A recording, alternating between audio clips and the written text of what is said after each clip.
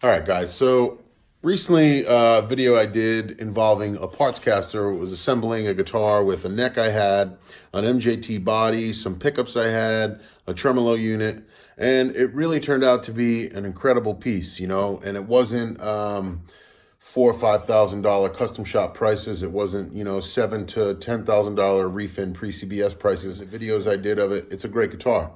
So I'm at the shop today with Joe, and it sparked me to maybe talk about a little bit of something here with Joe, and we're gonna go over to Joe and see what we got cooking. So here's a look into the JBGuitars custom shop, right? Yep. So what are we working with here, Joe? This is a mahogany bodied Strat.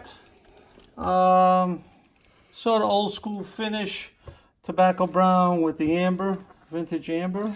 It looks really great as far as the spray pattern. Most guys, too, with the old 50 Strats, that's not black on the edges there. And when you really get that in the light, which we're under now, you can see it's almost like a chocolate or purple in some ways. And this is more like a 54 spec body, trying to go in the old school route there. Mm-hmm. And this is something you just decided to, you weren't really a Strat builder per se. No, I was mostly a set neck builder.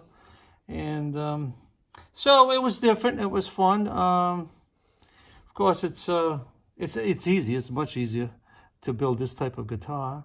And where we are right now, I've wet sanded it. Started with 1,000 grit, 1,500 grit, and then 2,000. And now I'm starting to compound it. Something like this. I mean, if you look at just take the price out of the equation. But you look at a Fender custom shop. I mean. Not that we're slagging anything like that, but how much of that, when you're actually doing something like that, is you're paying for a name? Quite a bit, I think. Right. I mean, there's nothing here that is lacking in any way. The attention to detail, like for instance, all the cavities. Now, some guys that like the noise. I don't like the electronic noise, so I try to minimize it. So this is 3 coats of shielding paint. Which takes time, but it makes a difference, I think. And you're using, I mean, still select woods with great grain patterns. Oh yeah. If this wasn't so beautiful through here, you'd probably spray it a solid color, right? Exactly. I'm not trying to hide. I'm trying to enhance this beautiful wood. Right, and it's pretty much down to vintage spec. With your 1 3/4 body. Oh yeah. All your routes, all your depths are still the same. Have a 6-point tremolo system, correct? Yes. Fender style. Over the neck.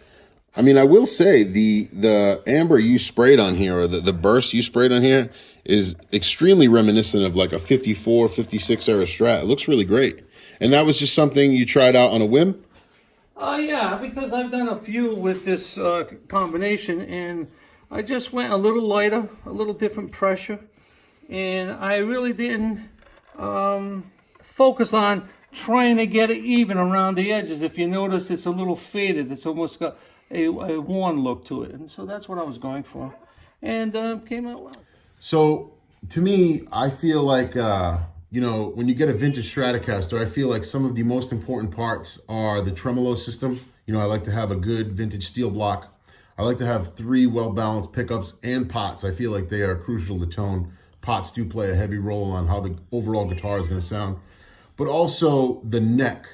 The density, the neck wood, and the neck shape is a key factor to me, in my own opinion, of tone in a guitar. So, Joe, you're also building necks as well for these JB S&T type builds. Right. You want to give a little talk about? Okay, this is basically hard rock maple. It's got the walnut stripe down the back.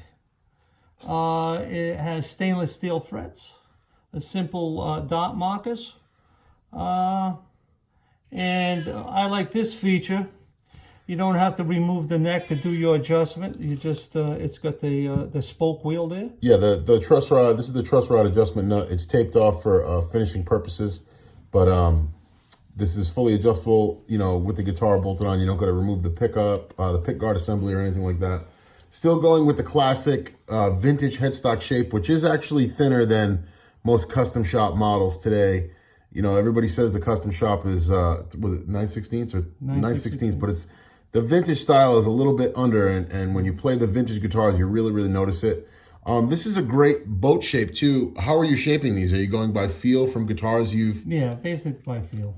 And these are, I do have an array of old Fenders, and we've used them sometimes as guidelines, but this has a slight V here, a very, very slight V coming up, but a fat, full shape. How thick?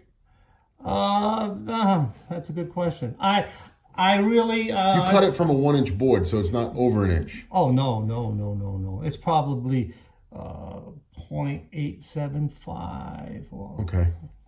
And it's smooth all the way down too. So here you go as far as like, getting a guitar and then having to have it refretted. I mean, you get a custom guitar build, and I'm not saying it has to be Joe, but he's building some killer guitars out there. I know because I play them. You can pick your fret designation, your markers, everything is custom built, your finish. I mean, and when you put these together, I mean, that's classic Fender. With a matte white pickguard on there and 3 single coils. I mean, just looking at that, when that thing all comes together, that's incredible for a fraction of the cost of what the Fender Custom Shop stuff is. Oh yeah. Or other relative builders. I'm not trying to slag Fender because I play old Fender guitars. I love it. So we're in the body finishing. We're kind of putting the sealing, the sanding on it, and we're going to be all dolled up really soon. And then we're going to assemble it. Is it okay to say that there's also a Telecaster that matches this one that will be? Yeah, it's coming up. I have the body and the, I'll show you the rough neck. So we have a couple of necks here in the preliminary stages. Joe's already refretted them, shaped the headstocks and stuff like that. The back shapes need to be done, but you'll notice something, no skunk stripe here. Recently in a fret job on a 60s maple cap Telecaster, it inspired you to start doing maple cap necks. Yes. Now, using the hard rock maple on the fingerboard, do you feel that is going to affect the sound as well? It's probably a little brighter. Yeah. You get some pop out of that as well. And I don't particularly like the stripe down the back aesthetically. I don't care for it. And this gives you the opportunity to cap it, keep it brighter with the maple without having the stripe down the back, basically. You have a strat neck too. With finding some great figure in the wood here is key. So you have to think about when that's all polished up. That's going to reflect on the guitar, and then using a different cut of wood for the actual maple board, and you get that crazy design in there. All that flame, all that smoke, and this is JBGuitars. It's not exotic wood PRS or anything like that. You still get your thumb wheel adjustment here. So going with the maple cap is really, really cool because you kind of can make something different and you make something that's your build, you know what I mean? And as a consumer, if you want to have a guitar built, it's your build. For utility guys, here's something custom as well.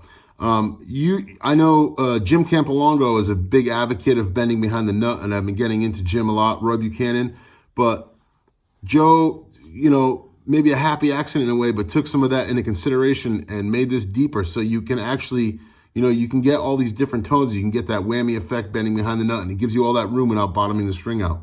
Just really cool things to think about as you're building a custom guitar to your taste. This is just great. Yeah, when you have a guitar finished, that's what you're going to look at. It almost looks like, the top of a burst. Incredible.